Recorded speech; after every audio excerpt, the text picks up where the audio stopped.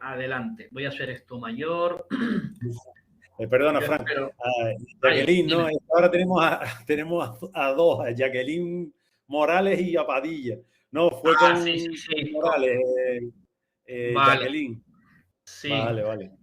Ok, bueno, pues decía que en la clase pasada nos terminamos a la testifical, cómo se practica y cómo se debe responder y preguntar a un testigo cuando tomemos esas declaraciones, y mencionamos también la posibilidad de practicar de forma anticipada o preconstituida, se llama prueba preconstituida, alguna testifical. Poníamos que tenían que existir unos motivos importantes para que este testigo no pudiera ir posteriormente al juicio, al acto plenario en el penal que fuera, o en la audiencia provincial, o en el jurado donde se celebrara el juicio, ¿vale? Poníamos los ejemplos, y así lo hace la ley, que exista un motivo racional para entender que la persona testigo va a poder fallecer, no va a llegar vivo al juicio por la avanzada edad que tenga, una incapacidad, alguna enfermedad terminal o lo que sea, o también el supuesto en el que la persona sea extranjera, residente en otro país, y no sea posible que vuelva en las fechas en que estemos, o bien no se le pueda ni siquiera localizar cuando se haya que practicar el juicio. En esos casos, en la fase de instrucción, no solo vamos a tomarle declaración como diligencia, sino que vamos a ir un poco más allá. Vamos a verdaderamente celebrar una prueba, a practicar una prueba. Dotamos a las partes, les decimos que comparezcan debidamente asistida de sus abogados, mandamos venir también al Ministerio Fiscal, y en contradicción, es decir, que puedan preguntar unos y otros lo que deseen, practicamos esa testifical. También estuvimos mencionando que con la reforma que ha operado la Ley 821 de protección a la infancia y adolescencia a las situaciones de violencia, se ha modificado el practicar declaraciones o lo que se llaman exploraciones de menores, y se marca una edad, ¿vale? Y entonces, siempre que el testigo menor de edad tenga menos de 14 años, o sea, no haya cumplido los 14 años, se va a realizar esta prueba preconstituida. La idea o el fundamento de esta modificación es no victimizar o revictimizar o poner en situaciones de riesgo a estos menores de 14 años, ¿vale? Desde que tengan 14, a partir de ahí, se valora si procede una verdadera prueba donde ya no tengan que volver en el día del juicio, una prueba preconstituida, o bien simplemente en instrucción se hace una exploración de menor porque es mayor de esos 14 años y se le hace volver a ratificar o a que le pregunten los abogados de las distintas partes y el fiscal en el acto de juicio, ¿vale? Tener en cuenta esto porque esta ley vino a modificar ese párrafo final del artículo 448, ¿vale? Bueno, realmente lo que hace es dejarlo sin efecto e introducir en la ley ese matiz de que menores de 14 siempre prueba preconstituida. Esa es la preguntita que nos podrían hacer, que yo creo que la vimos el otro día, pero bueno, no quería dejarla ahí colgando sin que la viéramos nuevamente, ¿vale? Nos metemos en otra diligencia. El capítulo sexto es muy cortito, artículos 451 a 455. No suele darse porque el careo entre testigos o entre testigos y procesados o entre procesados, puse aquí procesaldos, hay que corregirlo, procesados, ¿vale? Es una diligencia que se practica de manera excepcional. La propia ley nos indica que se hará o se acordará solamente cuando no exista ningún otro modo de comprobar que existe un delito o que alguien ha participado en la comisión del delito, es decir, indicios de culpabilidad pues de alguna de las personas investigadas o procesadas, ¿vale? Estoy hablando en general procesado investigado, pues porque entiendo que esto nos va a servir para los restos de procedimientos. En el sumario hablaríamos desde luego de la palabra procesado porque ya tendríamos la existencia de hechos o indicios contra una persona, ¿vale? Indicios de culpabilidad o que hubiera cometido ese hecho que puede ser calificado como delito, ¿vale? Ya tendríamos un auto de procesamiento que estuvimos viendo la clase pasada o la anterior. Bueno, pues como digo, el careo no supone más que ante discordancias, es decir, dos testigos han manifestado respecto de un mismo hecho versiones totalmente opuestas o discordantes, o bien entre un testigo y uno o varios procesados, o bien dos procesados respecto de algún hecho importante para la causa manifiestan totalmente versiones distintas. Existe una discordancia y una contradicción y nos encontramos con que no tenemos, el juez instructor no tiene más medios probatorios, no tiene más medios en su instrucción para poder acreditar si es una versión, si es la otra y por qué existe esta discordancia entre unos hechos que aparentemente dos testigos distintos presenciaron en el mismo momento, ¿vale? En esos solos casos, ya digo, se ocurre de manera excepcional, el juez acuerda lo que se llama el careo. El careo no es más que convocar a que acudan al juzgado, se presencia por las partes, pero no intervienen en este momento ni el Ministerio Fiscal y simplemente se sitúa a presencia judicial, el juez instructor preside o se celebra ante él, dice la ley, se le informa de las declaraciones que han vertido uno y otros testigos y se les pregunta, haciéndoles saber cuáles son las contradicciones que manifiesten al respecto, ¿vale? Les voy a poner en el chat un enlace de un careo que es muy conocido y siempre lo solemos poner porque resulta muy claro, también resulta un poco duro de ver, pero bueno, es muy clarificador.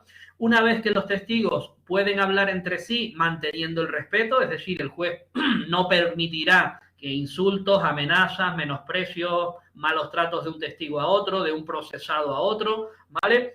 Intentará dirigir esa conversación o ese careo, careándose, para que se solucionen o se dé una visión más acorde que sirva de prueba sobre qué versión de los hechos es la que debe prevalecer o la que puede ser probada de alguna manera. Todo ello con respeto en la sala y el letrado será el que después de leer las declaraciones, bien sea de los testigos o de los procesados, dará fe de todo lo que vaya ocurriendo. En este caso lo que se suele hacer es acudir a la grabación del careo, ¿vale? Documentado con los medios audiovisuales que disponga la sala y quedará terminado el acto, ¿vale? Quien puede intervenir ahí es el juez, simplemente recordándole lo que ha manifestado anteriormente el procesado o el testigo y preguntándole por qué existe esa contradicción con respecto al otro testigo, ¿vale?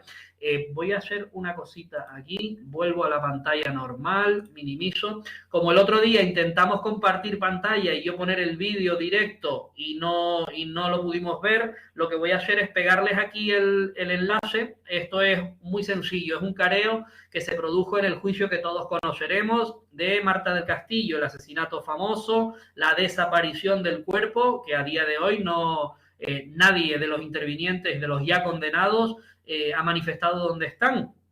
Entonces, voy a poner un vídeo muy cortito, es el careo entre el autor confeso, que fue el tal Miguel Carcaño, en prisión, ¿verdad? Y un presunto cómplice o coautor, que nunca se supo muy bien, el tal Samuel, creo recordar, acerca de si estaba o no estaba, de si llegó o no llegó este cómplice. Eso es un hecho bastante importante para el proceso sumario, no solo para la participación del cómplice, sino para el desarrollo de todos los hechos, para acreditar todos los hechos y intentar alguna otra pista sobre dónde pudiera estar el cuerpo de la víctima, ¿vale? Me pregunta Juanvi, que estoy viendo aquí, ¿en un careo tiene que estar siempre el letrado? La respuesta es sí, ¿vale? Otra cosa es que en un juzgado se acuerde o en un penal se acuerde y el letrado no esté.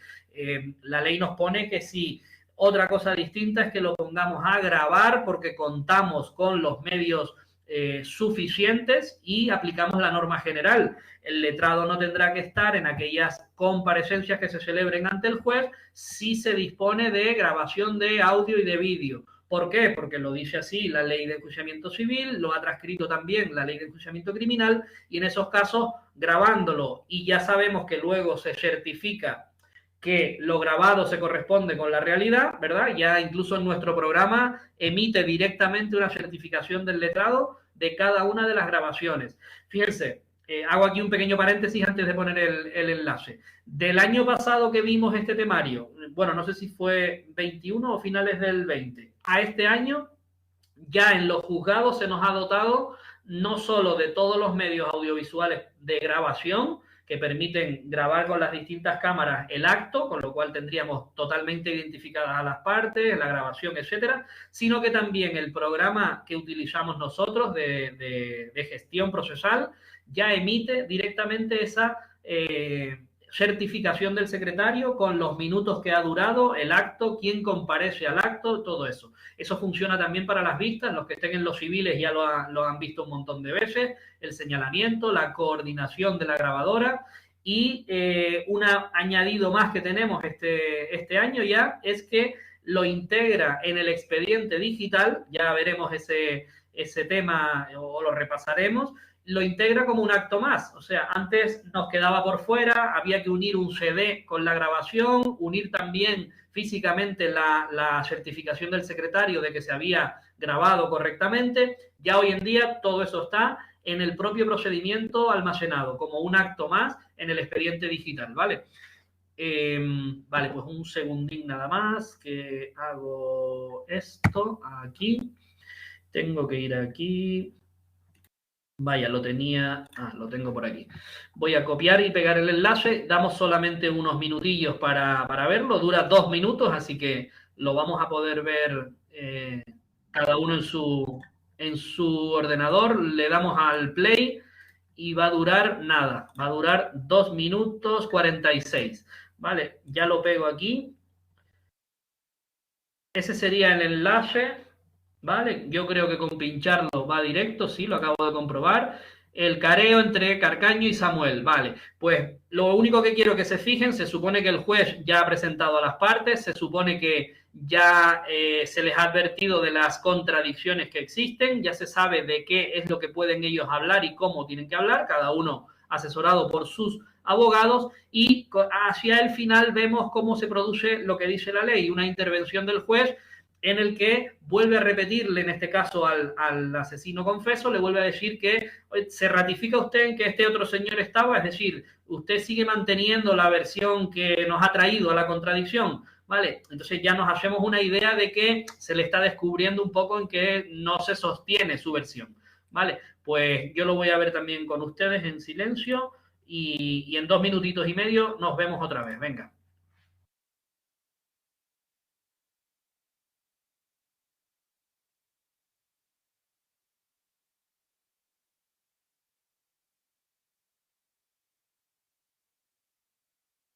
Perdón.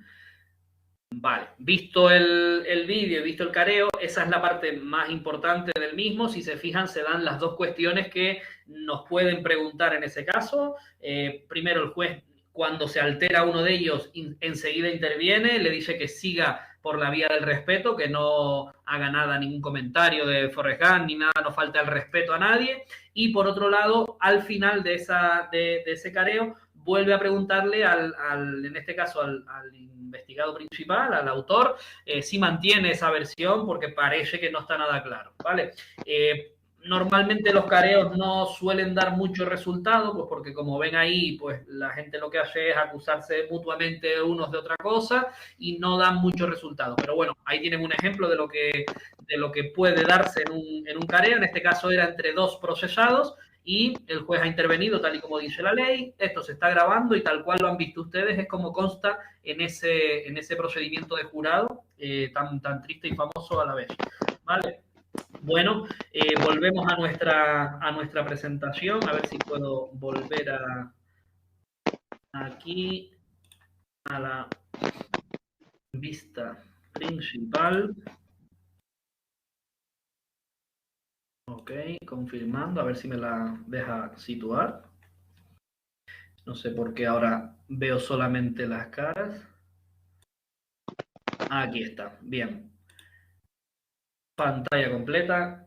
Vale, espero que ya se vea en grande el careo. Bueno, pues lo dicho, el letrado lo graba o certifica la grabación y ahí terminarían estos articulitos respecto del careo como una diligencia más que se practica dentro del sumario, pero también se pudiera acordar en otros procedimientos, de manera excepcional, recordarlo, y con una intervención bastante limitada por las partes. Bueno, entramos ahora sí en el capítulo 7, otra de las diligencias bastante importantes, diligencias que luego se pueden convertir en prueba y se practicarán como tal en el acto plenario, en el acto de juicio ante el juzgado competente. Hablamos de la prueba pericial o el informe pericial, ¿vale? El capítulo 7 es bastante más amplio, abarca, como ven, desde estos articulitos del 456 pues hasta el 485 aproximadamente, pero sí es verdad que recordándoles a todos lo antiguo de la ley y lo arcaico que tienen muchos de sus articulados, hay ya muchos artículos que se han visto superados pues por la práctica judicial o por las nuevas tecnologías, son artículos cuyo contenido se deja un poco de lado y no se aplica. Y en consecuencia el tribunal en nuestras oposiciones tampoco lo pregunta tanto, ¿vale? Vamos a ver las pinceladas principales, los artículos que sí que se mantienen totalmente vigentes, y en lo que no coincida diremos cómo se practica en la actualidad, sobre todo el tema de designaciones, el tema de ratificar o no los informes y cómo se designa cada uno de los, y el juramento, que también es bastante más flexible en la actualidad de cómo lo plantea la ley, ¿vale?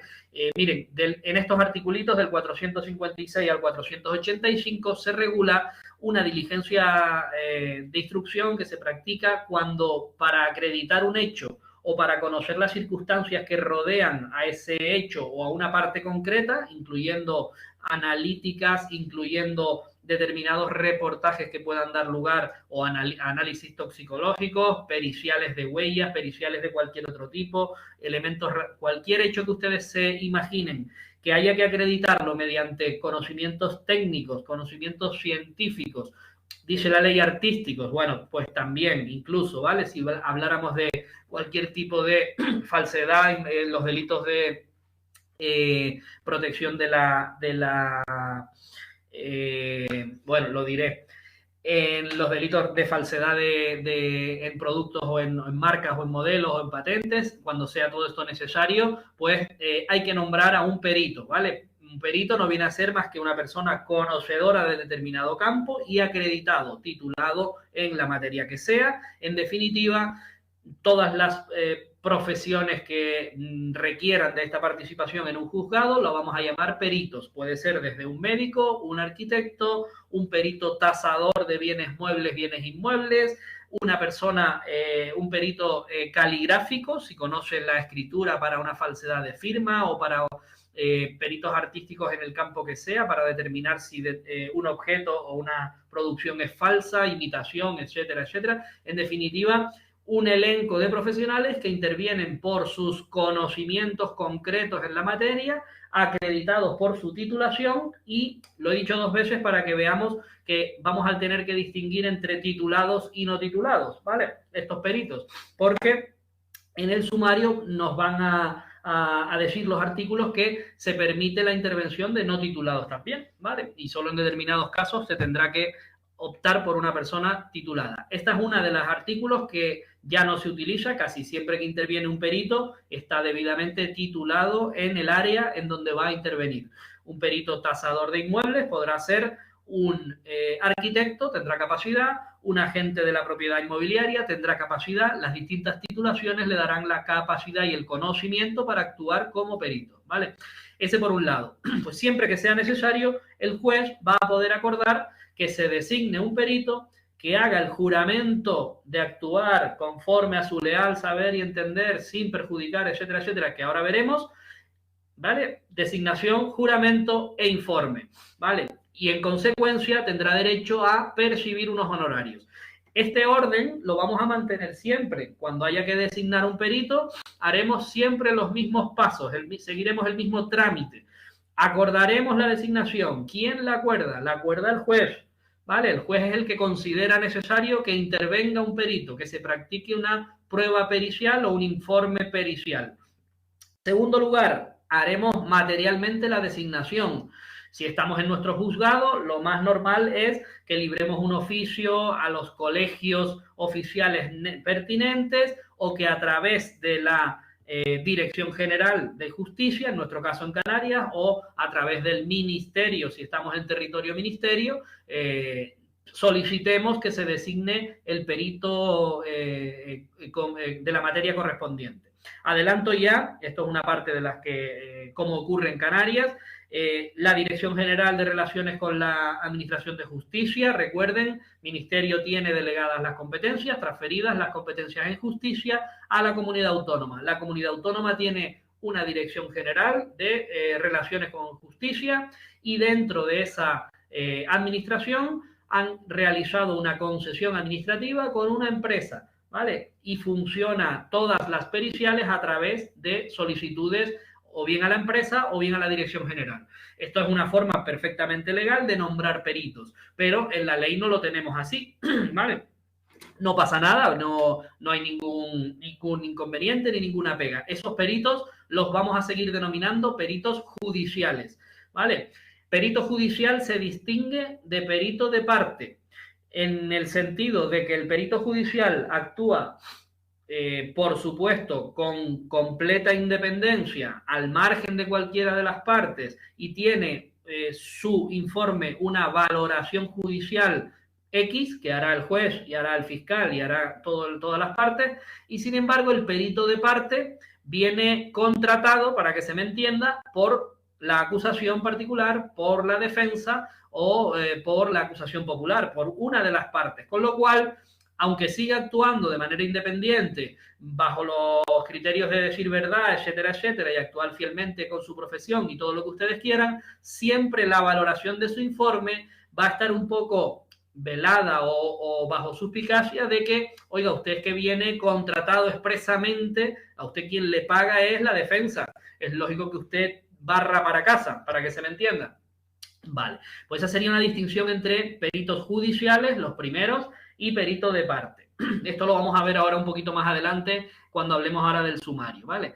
Miren, quiero que tengan muy en cuenta una posible pregunta que nos pueden hacer en cuanto al sumario y distinguiendo el perito o los peritos con respecto a otro procedimiento que estudiaremos, las diligencias previas y procedimiento abreviado. En el proceso sumario, para delitos más graves, recuerden por aquí artículo 759 para saber cuándo vamos a hablar de un sumario y cuándo vamos a hablar de un procedimiento abreviado o unas diligencias previas. Siempre les recuerdo, va a ir en función de la pena que tenga previsto el delito, hasta 9 años, más de 9 años, ¿verdad? Bueno, pues cuando haya que hacer en un sumario una pericial, siempre se hará en todo caso por 2 peritos. Y la pregunta sería, ¿verdaderamente en todo caso por 2 peritos y si no me paro hasta que haya 2 peritos? Pues miren, no. La coletilla que siempre les decimos es salvo que solo hubiese uno en el lugar. Aquí tampoco nos dice partido judicial, sino lugar, pero bueno, la antigüedad de la ley ya saben, y no fuera posible esperar a otro perito que acudiera al lugar, ¿vale? Por urgencia o por lo que sea. Esta coletilla nos la pueden preguntar, ¿vale? En las preguntas, recuerden lo de la pregunta más completa. ¿En todo caso se hará por 2 peritos? ¿Es una respuesta correcta? Sí, pero incompleta. Si en las 4 respuestas tenemos una que incluya lo que nosotros llamamos coletillas, es decir, por 2 peritos, salvo que hubiese solo uno y tal y tal y tal, esa será la más correcta, la más completa y por tanto la que nos va a dar el premio del punto, ¿vale? Bueno, sin embargo, en el procedimiento abreviado, este articulito que aún no hemos estudiado, el 7781, nos dice expresamente que la pericial, cuando hablemos de un procedimiento abreviado, se practica por un solo perito, solo necesitamos uno. Con lo cual es una de las diferencias primordiales en la pericial de un proceso sumario, delitos más graves, penas más graves, necesitamos a 2 peritos, que en el proceso abreviado, donde solamente por uno. Vale, tenerlo en cuenta.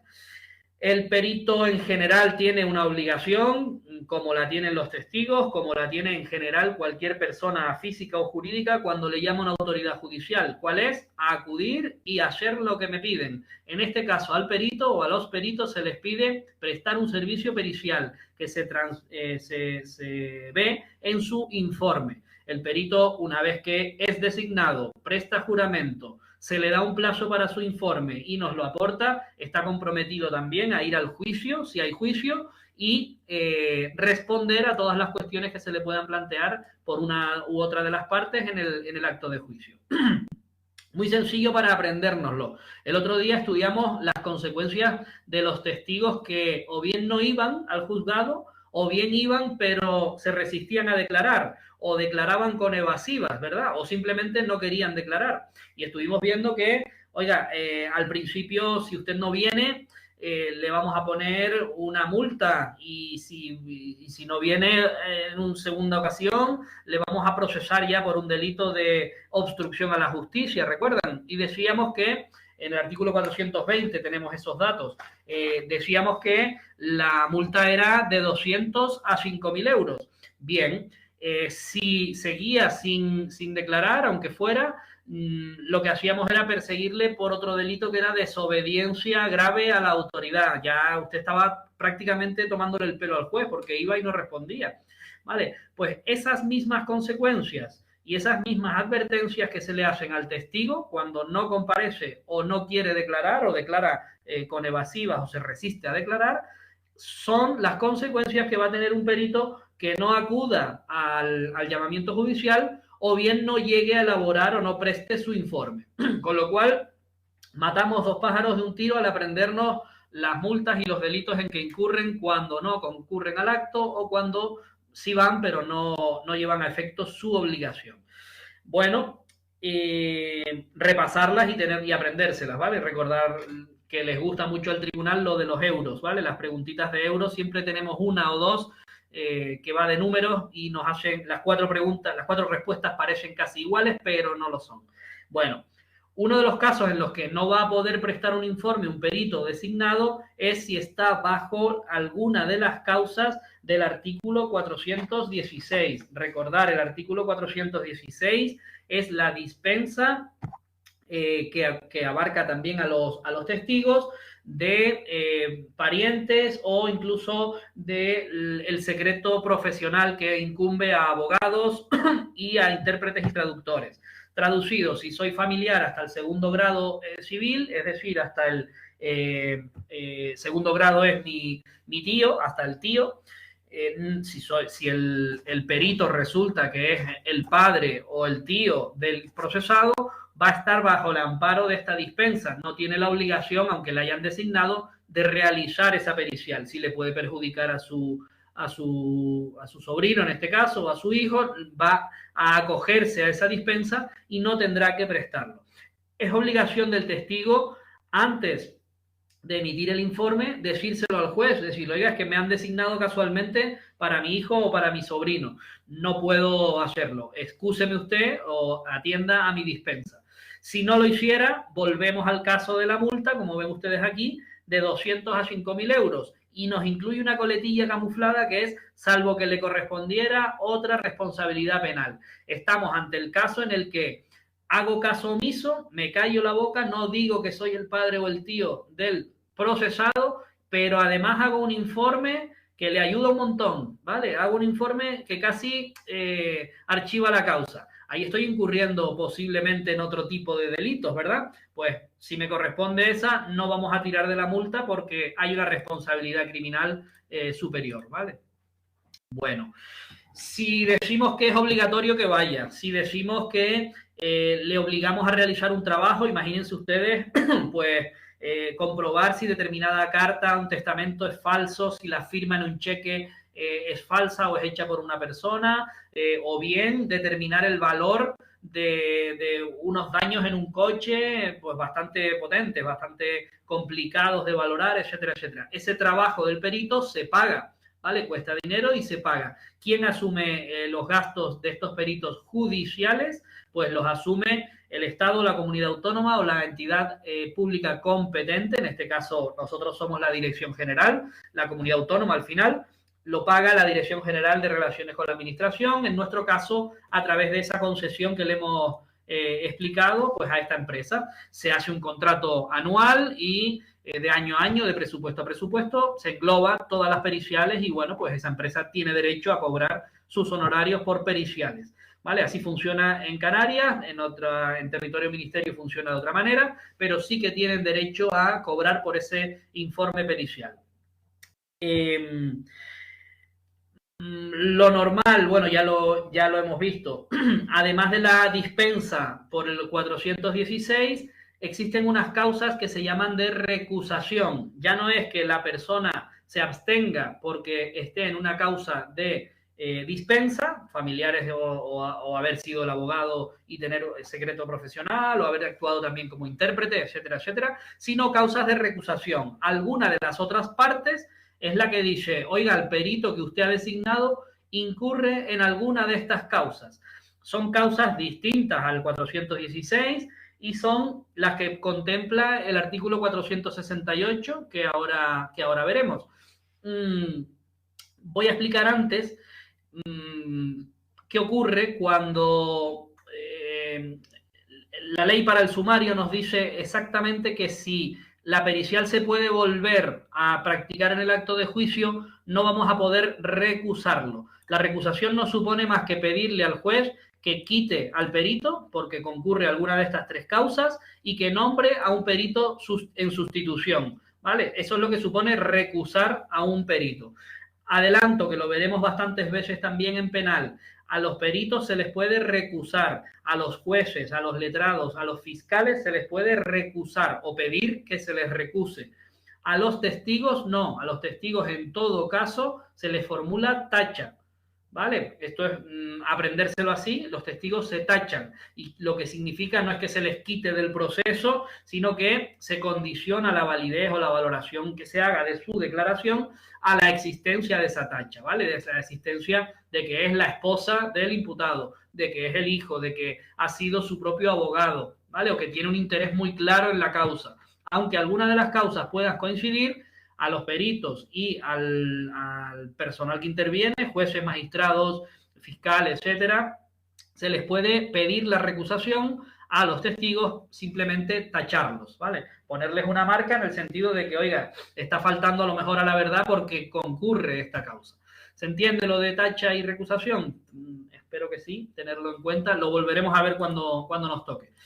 Vale, y antes de ver las tres causitas que pueden darse, entender esta cosita. Si podemos reproducir el informe o el reconocimiento pericial de que se trate en el acto de juicio, no permitimos procesalmente, el juez no va a admitir un incidente de recusación. Técnicamente, procesalmente, las recusaciones son incidentes. Nosotros abriríamos una pieza separada solamente para comprobar si existe la causa y resolver mediante auto si se recusa en este caso al perito y se nombra a otro, ¿vale? Lo haríamos fuera del procedimiento, en una pieza separada, incidente, y, perdón, y luego continuaríamos de la manera que sea. Pero si en base al 467 vamos a poder en juicio discutir sobre los puntos del informe o sobre el reconocimiento pericial, ni siquiera admitimos a trámite el incidente de recusación, por mucho que nos lo pidan. ¿Vale? Lo que sí va a pasar en ese caso es no al incidente, pero ambas partes, querellante dice la ley, pero bueno, si no es una querella, denunciante o perjudicado, la parte víctima, y los procesados, los que estén ya con su auto de procesamiento en el sumario, van a poder nombrar a un perito de parte. No es tercer perito, pero vamos, sería un perito nombrado por ellos. Aquí la ley habla de partes. Nosotros no podemos entender que si hay tres querellantes vamos a tener tres peritos más aquí nombrados, sino que de común acuerdo van a nombrar uno los querellantes y otro, aunque haya varios procesados, se pondrán de acuerdo sobre nombrar a un perito de parte.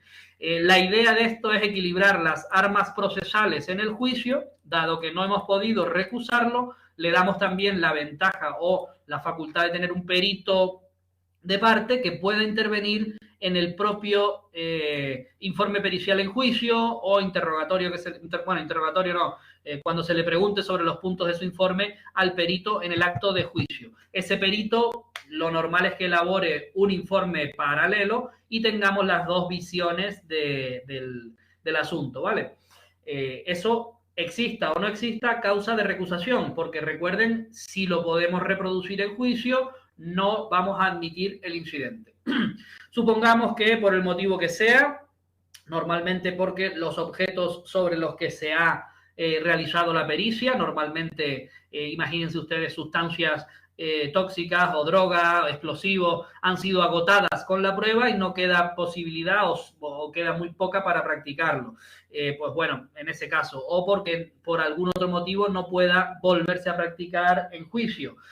Atenderemos la petición, iniciaremos un incidente de recusación y intentaremos valorar si existe alguna de estas tres causas. Nos vamos al parentesco hasta el 4º grado de consanguinidad o afinidad, ¿vale? Ampliamos un poco con respecto al testigo, al 416, perdón. Que en el perito exista un interés directo o indirecto. Ojo que esto lo tiene que demostrar quien pida la recusación. Tendrá que acreditarnos el interés e incluso proponer algún tipo de prueba, porque solo con decir que el perito es interesado no vale. Habrá que decirle, oiga, es interesado porque la pared sobre la que tiene que hacer el informe de derrumbe o no derrumbe es medianera de su propia casa o de una finca que tiene él en conjunto. Pues oiga, tiene algún interés ahí, ¿vale? O por el otro lado, que exista amistad íntima o enemistad manifiesta. También tiene que acreditarse, no vale con simplemente lanzar al vuelo la causa y ya está, ¿vale?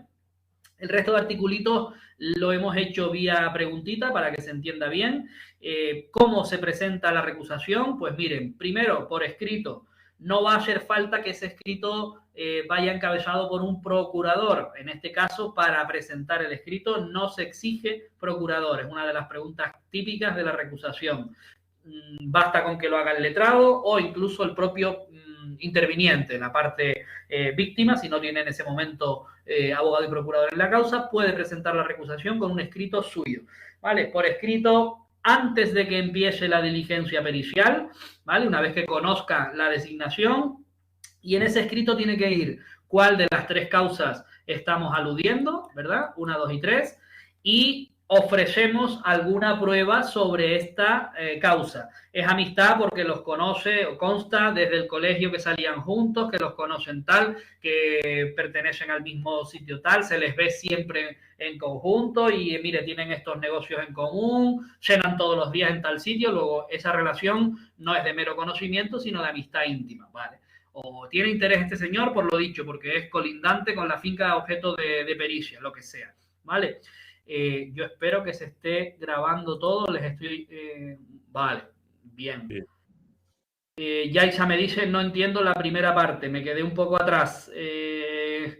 Yaisa, dime, del 467, la primera parte, vale.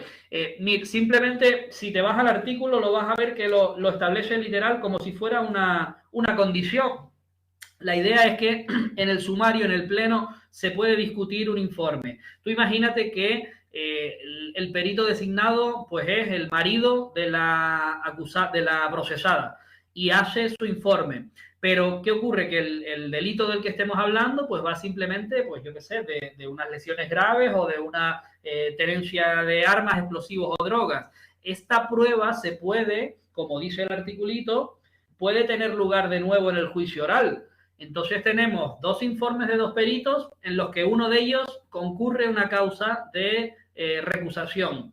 La ley aquí es más práctica y dice, no voy a tramitar una recusación cuando, dándole el arma que hemos visto de que nombren a otro perito de parte, voy a tener 3 peritos, aunque uno esté un poco viciado, ya lo sé, pero no lo voy a recusar. ¿Por qué? Porque tengo a otro perito y tengo el derecho de la parte a tener un tercero.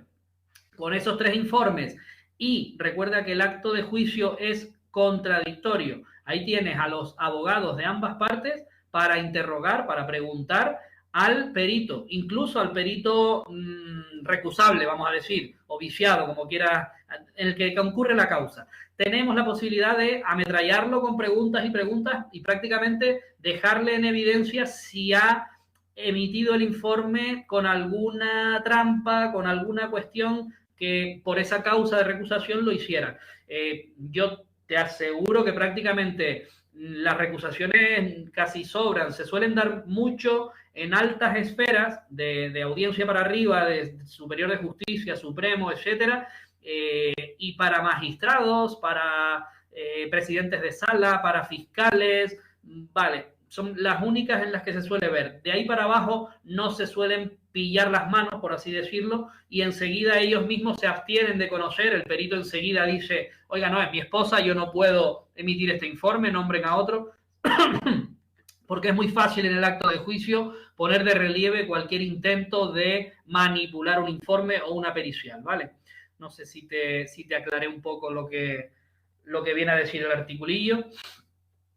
Sí, ok, perfecto. Bueno, pues seguimos con la parte. Una vez que hemos presentado el escrito con la causa, con la prueba que proponemos, con o sin procurador, da igual, el juez practica esa pequeña prueba, si es testifical traigo a los testigos, en el incidente, ¿vale? En la pieza abierta para esa recusación.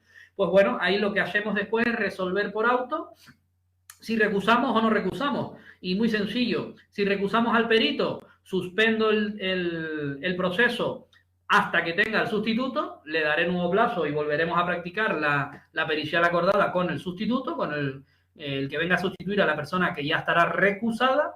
Y en el otro caso, si no ha lugar a la recusación, es decir, no hay causa o no se ha conseguido demostrar la causa, imaginemos que yo alego enemistad manifiesta. Oiga, este perito que usted ha nombrado es enemigo número 1 del procesado y lo va a hundir porque le tiene odio desde que era chiquitito, pero yo no consigo demostrar ese odio o esa causa. Pues el juez me va a decir que no lo recusa. Continúa el procedimiento, continúa la pericial en el punto en el que estaba, como si nunca se hubiera solicitado, como si no se hubiera solicitado esta recusación. ¿Ok? Vale. Y a partir de aquí ya solo nos queda ver en qué consiste la prueba, el pericial, o sea, la diligencia de la pericia, sobre qué lo hacemos y cuál va a ser el resultado, cuál va a ser el contenido de su informe.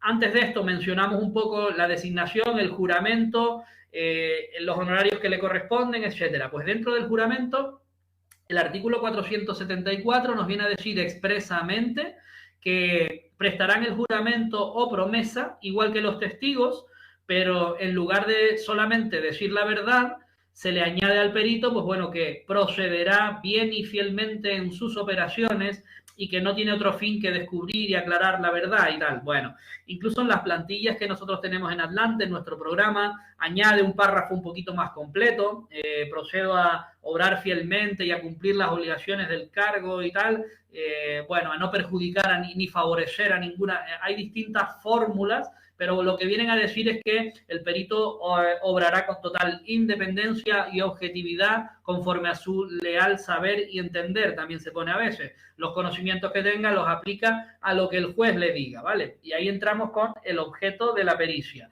Artículo 475, el juez va a tener que, en su auto donde acuerde la pericial, decir expresamente lo que quiere. Miren, muy sencillo para que vean lo importante de esto. El juez no puede decir que se reconozca por un forense a la víctima de violencia de género y ya está. El juez va a tener que decir para qué quiere el reconocimiento médico forense, para ver si las lesiones físicas son compatibles con los hechos. Tiene un moratón en la pierna derecha y queremos saber si eso pudiera corresponderse con un golpe con un palo de escoba, ¿no? El marido le pegó con el palo de escoba en la pierna. El forense ya tiene un objeto, ya sabe lo que tiene que analizar. Entonces pone en marcha sus conocimientos médicos forenses y en su informe plasma como conclusión, aquí lo tienen, en la tercera de las partes del informe, en conclusiones nos va a decir si el resultado, si la lesión es compatible o no con el hecho denunciado. Con lo cual ya tenemos un puntito más a favor de que los hechos denunciados son correctos y que el marido le dio con un palo de escoba en la pierna, ¿vale? Si nosotros le decimos que a un perito que valore un vehículo, tendremos que informarle de qué es lo que queremos, ¿vale? Pues por el accidente que determine el valor residual o el valor que se llama valor venal. ¿Por qué? Porque el coche ha quedado tan desastroso que es imposible repararlo. Entonces no me dé un precio de reparación, sino dígame cuánto vale lo que ha quedado, ¿no?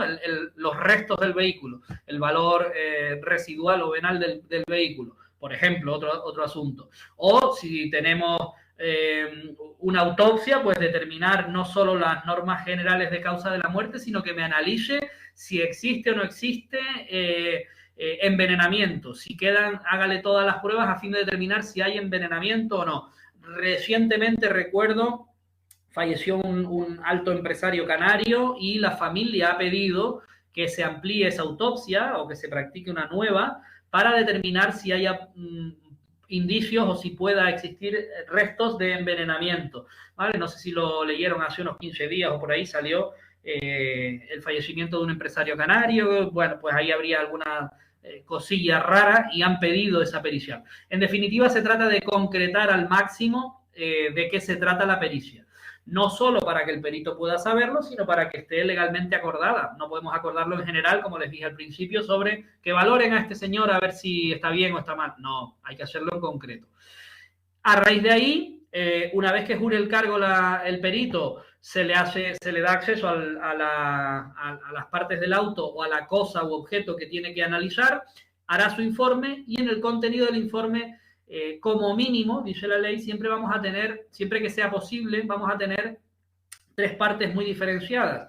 Primero, como antecedentes, de hecho, la persona, cosa u objeto y lo que se me pide, ¿vale? Pues siendo comisionado por el juez de instrucción tal, se me pide que sobre la finca no sé qué, no sé cuántos, haga una medición exacta del metros cuadrados, tipo de tal, lo que le hayan pedido sobre esta persona, que determine exactamente si pudiera haber sido envenenada con restos de tal, ¿vale? Sobre esa persona o cosa, ¿qué es lo que hago? Relación detallada de todo lo que yo voy a hacer. Pues miren, se sacan fotografías a las camisetas obrantes en tal sitio, las que se presumen falsas. Se obtiene de la empresa, pues yo qué sé, Nike, Adidas, Lacoste, la marca que ustedes prefieran, descripción gráfica y perfecta del original. Se procede a compararlas bajo los métodos de tal y tal, descubriendo que todas estas camisas localizadas son falsas. O mira, son la mitad falsas, la mitad robadas verdaderas en la tienda no sé qué, ¿vale? Y al final de todo ese informe, lo que viene simplemente, que es lo que más nos suele interesar, es las conclusiones. Si pudiera haber sido envenenado porque tiene restos de lo que sea, las lesiones apreciadas, si son compatibles con el mecanismo que ha denunciado la víctima, o lo que hemos dicho de las camisetas, en fin, el informe que sea. Las conclusiones suelen ser donde más se basa el trámite que va a llevar después esta prueba, ¿vale? Bueno, por último, la ley nos habla de una posibilidad que en ocasiones en algunos sumarios se da, que es la de nombrar a un tercer perito, porque como sabemos en el sumario son 2 peritos los que van a practicar diligencias e informes sobre la cosa o sobre la persona, para lo que sea. Si los resultados son contradictorios, están discordes a la realidad, uno dice una cosa, otro dice otra, nombramos un tercer perito y repetimos las operaciones practicadas. Esto es muy frecuente, iba a decir, no, pero se suele dar en asesinatos, en homicidios graves, cuando tenemos un sumario importante y ocurre esto, que un forense dice una cosa, el otro dice otra. Practicamos con un tercero las pruebas. Y si no se pudieran repetir, la persona ya está enterrada, no quedan restos, etcétera. Esto ocurrió también, no me acuerdo en qué caso famoso,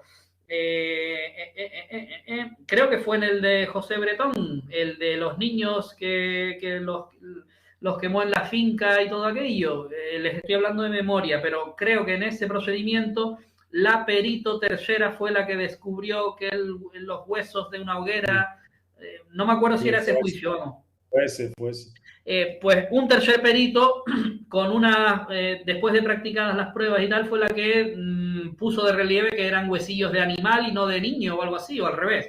No me acuerdo muy bien. Pero bueno, que hasta ese nivel pueden llegar las cuestiones, ¿vale? Un proceso judicial es humano, los errores los puede producir un perito perfectamente y se puede dar lugar a estas cuestiones. Para eso está previsto un tercer perito y lo hacemos, ¿vale? Si no se pueden practicar las mismas pruebas, porque ya no está la cosa, porque no se puede de alguna manera, el tercer perito interviene valorando y deliberando con los demás las pruebas ya practicadas. Y en base a todo lo practicado, él emite su criterio independiente. Y este criterio puede ser que esté de acuerdo con el perito 1, que esté de acuerdo con el perito 2 o que no esté de acuerdo con ninguno, que es el caso que yo les digo. Con lo cual, hace su propio informe aparte, ¿vale? Dime, Seo.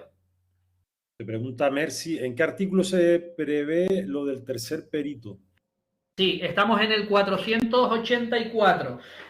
Por el camino me he dejado algunos articulitos que son de esos que les dije que no se utilizan, pues yo qué sé, el 476, el 477, 473, todas estas cosas prácticamente son artículos, no voy a decir de relleno, que la ley nunca tiene de relleno, pero que no los solemos utilizar mucho. En el 484 está todo lo que hemos hablado de la discordia entre ellos y la posibilidad de nombrar a un tercer perito, ¿vale? El 485 es obvio, la administración le tiene que dar los medios al perito para que realice sus pruebas y para que emita su informe, y con eso terminamos el apartado o el capítulo quinto de la pericial, tanto en instrucción como luego que se reiterará, ¿vale?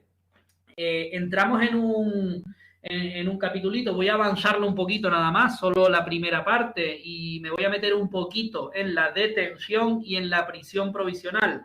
En concreto este capítulo, esta diligencia que se practica, hablo ahora del 486 y un poquito más, ¿vale? Pero bueno, vamos a ver, diferenciar estas cuestiones que no son lo mismo. Miren,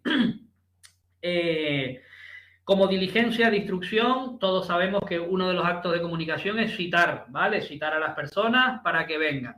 En el sumario, la única garantía que cogen estos tres articulitos es la de decirnos que desde que se impute un acto punible, que ya no hablamos de un hecho, no hablamos de un delito, no un presunto, no, sino cualquier acto que pueda tener repercusión penal, desde que se le dirija contra la persona, vamos a intentar citarle para que se le escuche, salvo que tengamos que detenerlo. Entonces, este articulito lo que nos viene a decir es que la policía va a detener a cualquiera que haya cometido un delito siempre y cuando proceda a detenerle. Y si no, se le citará bien por la policía o bien por el juzgado para declarar lo antes posible, ¿vale? La traducción viene a ser esa.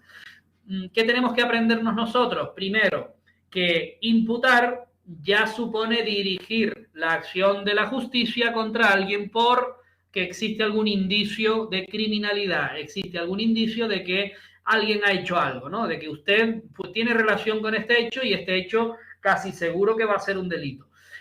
Tener en cuenta que en los procesos penales ya contamos por la reforma del 2015 con otras figuras que no son la del imputado y que la imputación solo va a ocurrir cuando ocurra esto, cuando ya se dirija contra alguien o se dicte un auto de procesamiento contra alguien, por ejemplo, ¿vale? Pero mientras tanto tenemos una figura muy amplia que es la de investigado, en la que existe una investigación sobre un hecho, pero no estamos diciendo todavía que la vamos a dirigir frente a usted porque usted tenga indicios de haber cometido el hecho o haber participado en el hecho. No, simplemente le traemos a declarar porque estamos investigando y queremos oírle a usted como investigado. Cuando hablamos de esta reforma, siempre sacamos a los políticos por medio para intentar memorizarla, porque fue un poco lo de cuando tenían los distintos miembros de Congreso, Senado, parlamentos autonómicos, etcétera, que renunciar a su acta, incluso acta de concejal, si era cuando se iniciaba el proceso, cuando existía una denuncia, cuando ya estaba imputado o hasta que no hubiera una sentencia de condena firme a lo último de lo último, no tenían que abandonarlo. Una cuestión más, ellos la llamaban ética o moral, que verdaderamente de contenido criminal. La importancia de que alguien esté investigado o imputado formalmente está en que precisamente se configura como una figura, una de las partes del proceso, contra ella se dirige ese procedimiento y tiene derecho a defenderse. Recuerden que está la presunción de inocencia como imprescindible en cualquier procedimiento penal hasta que sea demostrado lo contrario, y el derecho a estar asistido por un letrado incluso desde la primera declaración en sede policial. Eso también cambió. La persona detenida o llamada a una comisaría no tiene por qué declarar sin abogado. Si quiere un abogado, se le proporciona desde el primer momento y tiene derecho a entrevistarse con él antes de declarar. O sea que ya esto no es te meto en un cuarto para que me cuentes la verdad, te asusto y lo cuentas. No, no, no. Quiero un abogado antes de declarar y así tiene que ser. Por lo tanto, la ley aquí se queda un poquito antigua en el sentido de que cuando se le impute a alguien un hecho punible, enseguida se le cita para ser oído. Es verdad, cada vez que esté investigado, procesado, imputado, le tenemos que tomar declaración. Incluso cuando estudiamos la declaración del procesado, dijimos que desde que esté investigado o detenido, en 24 horas lo traemos al juzgado para escucharle. Bien, todo eso se va a ir cumpliendo. Ya veremos un poquito más abajo que matiza un poco este concepto tan grande de imputación, ¿vale? Sea como fuera, si utilizamos la citación y la persona no acude a declarar ese día, podemos transformar la citación en una búsqueda, detención y presentación judicial, lo que llamamos una busca y captura. Esta busca y captura, ya hemos dicho varias veces que está en un nivel bastante alto de vulneración de, bueno, limitación de derechos. Estamos acordando que a una persona se la localice, se la busque y una vez localizada se la detenga, se le pongan las esposas, se le lleve a comisaría y se nos traiga al juzgado. Con lo cual, se tiene que acordar de manera motivada. Por lo tanto, ya sabemos que va a ir con un auto del juez. Auto como resolución motivada del juez de instrucción en este caso, ¿vale? Y a continuación, lo que yo les decía de matizar es que nos añade, ahora ya de una forma más flexible, que el juez instructor puede traer a declarar, a escuchar, dice, a oír a cualquier persona y dice, porque haya indicaciones fundadas de culpabilidad contra ellas. Aquí se está refiriendo claramente a la figura más flexible del investigado. ¿Tengo alguna indicación fundada? Bueno, tengo una denuncia contra usted, no quiero imputarle, por si acaso usted sea concejal de su pueblo y vaya a salir en prensa, pero le traigo como investigado. Vale, pues no pasa nada. Dependiendo del proceso en el que estemos, del momento procesal en el que nos encontremos, esto va a ir cambiando. Por supuesto, desde que tengamos un auto de procesamiento contra alguien, tenemos que hablar de procesado y eso deriva en sus consecuencias, ¿vale? Si tenemos un delito leve en el que la policía nos trae a alguien como denunciado, no hay nada que investigar. Hay un juicio mañana o al final de la guardia, con lo cual tenemos una persona denunciante o perjudicada y otra como denunciado. Ya está, no hay que investigar nada. ¿Vale? Dependerá mucho del procedimiento. Por último, en cuanto a las citaciones, añadir solo aquí que ya hemos estudiado en los temas 24, 25, 26, 27 y 28, dentro de los actos de comunicación, tanto en civil como en penal, como en laboral, como en contencioso, que son nuestros 4 procesales de la oposición, cómo se practican estos actos. Y en concreto, la citación es un acto de comunicación que mediante el soporte de cédula, un papel donde pone juzgado que te llama, dirección del juzgado, número de procedimiento, causa si es civil o penal, nombre del procedimiento, o sea, tipo de procedimiento, persona a la que voy a citar, lugar, fecha y hora en la que tiene que venir, objeto, es decir, para qué tiene que venir ese papelito, ese documento que nosotros a diario estamos hartos de hacer, esa cédula de citación, se le tiene que hacer llegar mediante entrega a la persona, ¿vale? En penal en concreto, estos articulitos son los que regulan la cédula, pero también atender a las cositas que estudiamos en civil. Si nos faltara alguno de ellos, que creo que aquí no, ¿vale? Entregaremos la cédula personalmente, ¿vale? Pues, en principio de la cédula de citación y de la obligación de citar a la persona para la primera declaración, si es investigado o imputado, nada más que añadir. A continuación, dime, Sergio. Esto lo vimos en el tema 28. Sí, no me acuerdo, del bloque del 24 a 28 no me acuerdo bien en cuál lo vimos, pero están. El tema 28, sí. Exacto, pero eso en cuanto a la cédula, la forma de practicarlo y a la citación como acto de comunicación, ¿vale? Lo que nos añade aquí en el sumario es que desde el primer momento en que tengamos indicios racionales contra esta persona, lo mandamos citar, ¿vale? No vale instruir toda la causa, terminar los testigos, practicar todo y luego llamarlo a ir a declarar. No, no, de las primeras diligencias que se practican son ellas, son la declaración de él. Normalmente en el auto que se incoa el procedimiento se acuerdan varias diligencias a practicar. El juez se lee todas las actuaciones y ya pone, miren, que me ratifique la denuncia a la víctima, que se escuche al investigado fulanito de tal, porque existen indicios contra él, y tráiganme los antecedentes penales que pueda tener este señor. Procédase a la pericial del cheque por si pudiera ser falsa la firma. En fin, en una misma diligencia, por economía procesal, que se llama, ya acordamos bastantes diligencias. Luego, de esas se pueden derivar otras o pueden surgir nuevos testigos que no estuvieran en un primer momento, etcétera, etcétera, ¿vale? Bueno, eso con respecto a estos 3 articulitos del 488, y entramos en una de las partes que yo no sé por qué, la detención, no sé por qué nos causa muchas veces errores tontos en preguntas, ¿vale? Cuando el tribunal nos pregunta por la detención, normalmente nos pregunta por los plazos máximos de detención. Detener a una persona es privarle de su libertad deambulatoria durante un tiempo determinado, ¿vale? No hemos definido ni siquiera una detención policial ni una detención ilegal, pero bueno, nosotros podemos hacernos una idea de que si yo secuestro a una persona y la meto en un cuarto oscuro atada, estoy deteniéndola, sí, le estoy quitando su libertad deambulatoria, su capacidad de moverse libremente por donde quiera, sí, pero es que además de eso es ilegal, yo no puedo hacer eso, y además de eso, como el tiempo es superior a 24 o 48 horas, se considera un secuestro, un delito muy grave, ¿vale? Sin embargo, si yo estoy en una tienda y viene un tío a robarle a la cajera y yo lo que hago es abalanzarme sobre él como un héroe y detenerlo hasta que viene el segurita y la policía, bueno, le he detenido, sí, realmente técnicamente he intervenido quitándole momentáneamente su libertad deambulatoria hasta que llegó la policía, pero lo he hecho en un supuesto en el que puedo hacerlo. Estoy viendo cómo comete flagrantemente un delito. Vale, pues si me atrevo, si tengo las capacidades y si me sale bien, pues lo podré hacer.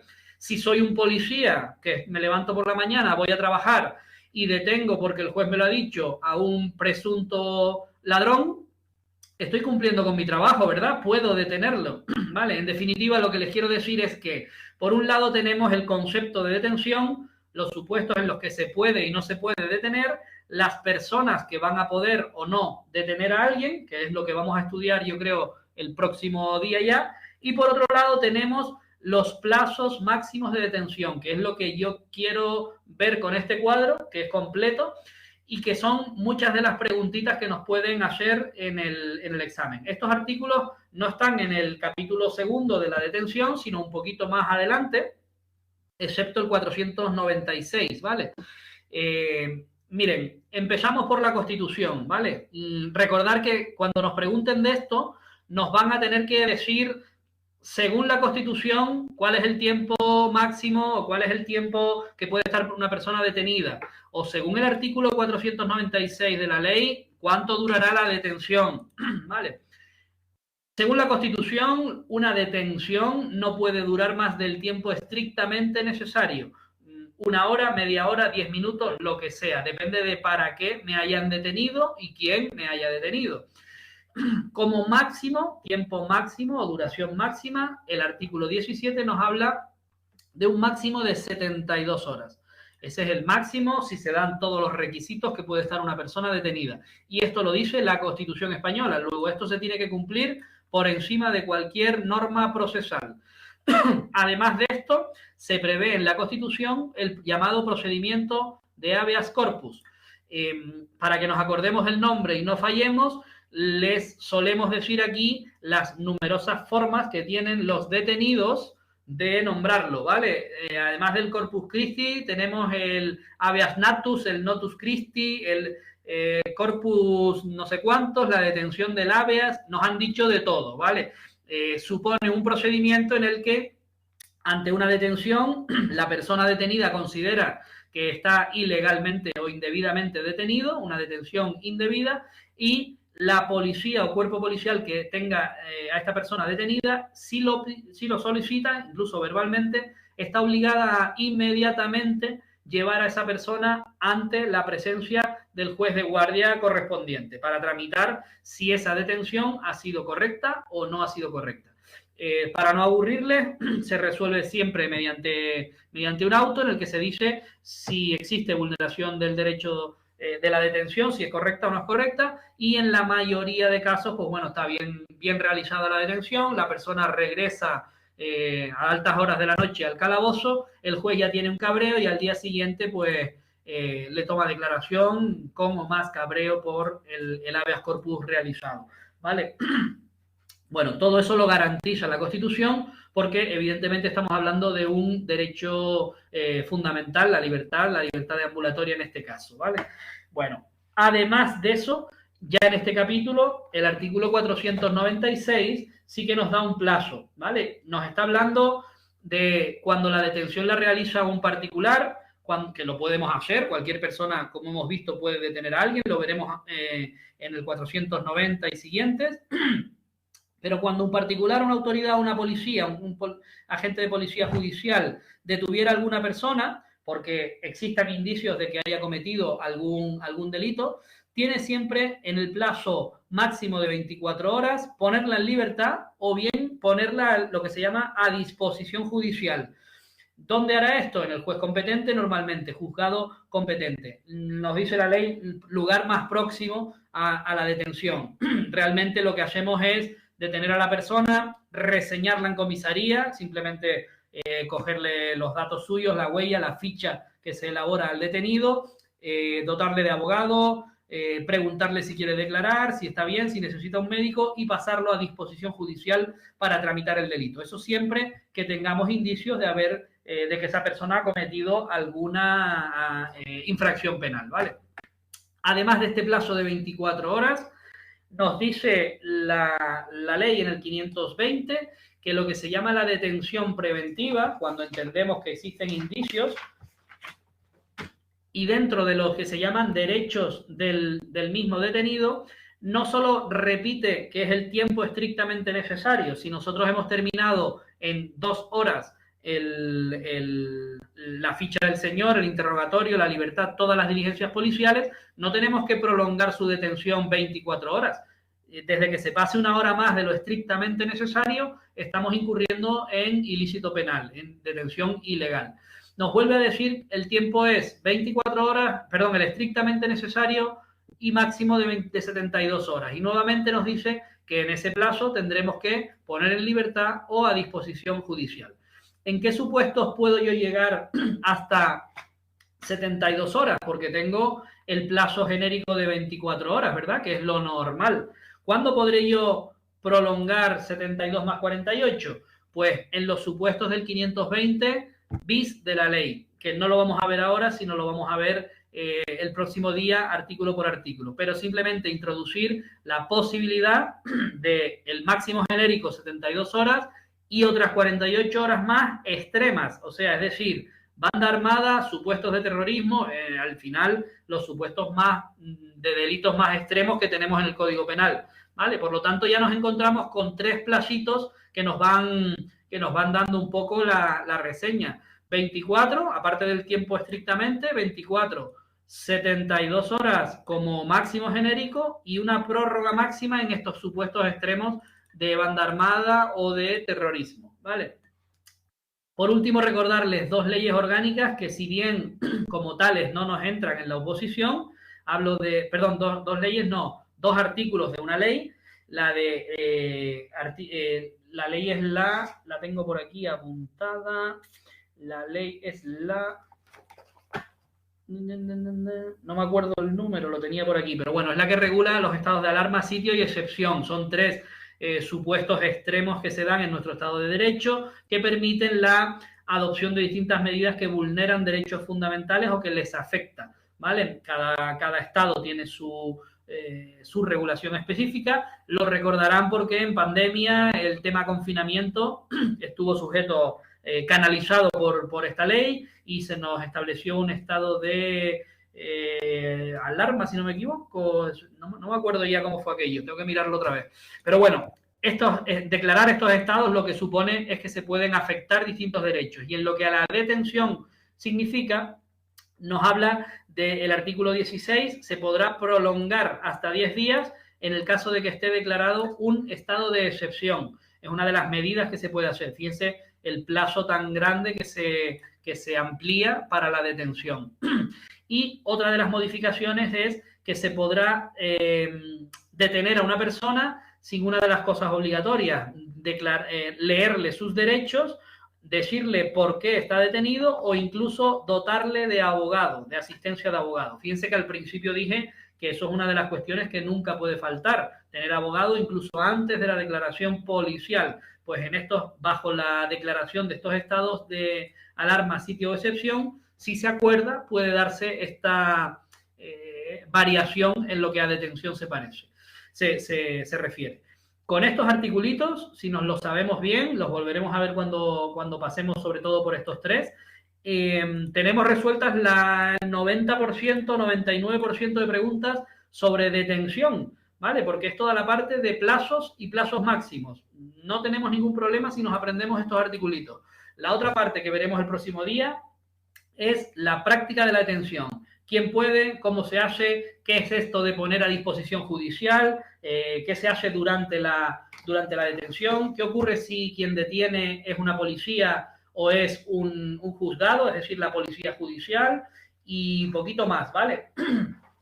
Distinguiremos el próximo día también la detención, que supone una vulneración muy temporal de la libertad, a los tipos de prisión, ¿vale? Prisión definitiva porque alguien está cumpliendo una pena ya condenado, prisión provisional porque una persona se le acuerda una medida en un proceso penal porque es mejor tenerlo en prisión de momento porque ha cometido presuntamente algo muy grave, aunque no esté todavía condenado, que tenerlo en libertad porque existen se cumplen todos los requisitos de la prisión provisional, ¿vale? Ya lo veremos con calma el próximo día. Yo creo que hasta aquí está bien por hoy, que hemos visto bastantes cosillas. Paro por aquí y sí.